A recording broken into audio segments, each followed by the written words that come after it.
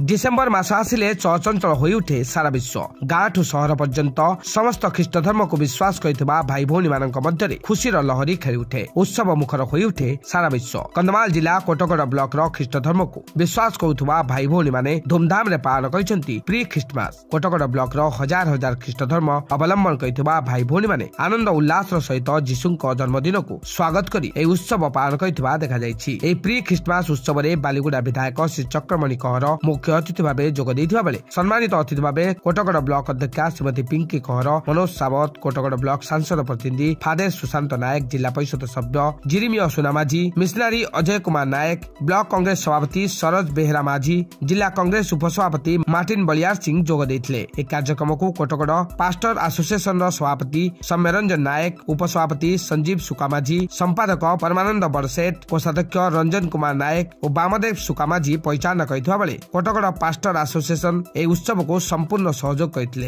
ए उत्सव रे वक्ता भावे आचार्य जीवन कोहली जोगरी जीशु ख्रीष्टଙ୍କ जन्म संबंध रे प्रचार करथिले। ए उत्सव रे कोटगड़ ब्लॉक रो समस्त धर्मर भाई भौणी माने साहाय्य सहयोग करथिबार देखिବାକୁ मिलथिला। नाच गीत को सांस्कृतिक कार्यक्रम मध्य देखिବାକୁ मिलथिला। मो नाम होजे फादर सम्मेरंजन नायक, पास्टर एसोसिएशन कोटगड़ रो सभापति।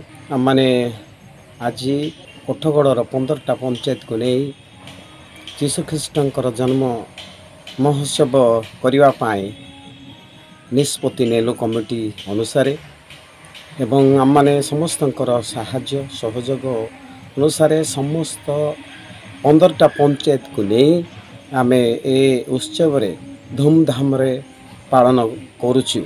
जीशु जगत को कौन पाई आसथिले, काहेकि आसथिले, का पाई आसीथिले, से समस्त लोकों को वार्ता पहुँचेबा पाई आमने ए महोत्सव को धूमधाम रे आमे पालन करुचु। एवं एथिरे सहयोग करिया पाई आमनकर विधायक चक्रमणि कहर एवं आमनकर पुराना विधायक राजीव पात्र एवं कोटगड़र सांसद प्रतिनिधि मनोज सावत एवं ब्लॉक चेयरमैन बीडीओ तहसीलदार एवं समस्त को नहीं आमने यही महोत्सव को बाइबल लिखित रू आम को बुझे दौरान तेणु आम समस्ते खुशी अटू।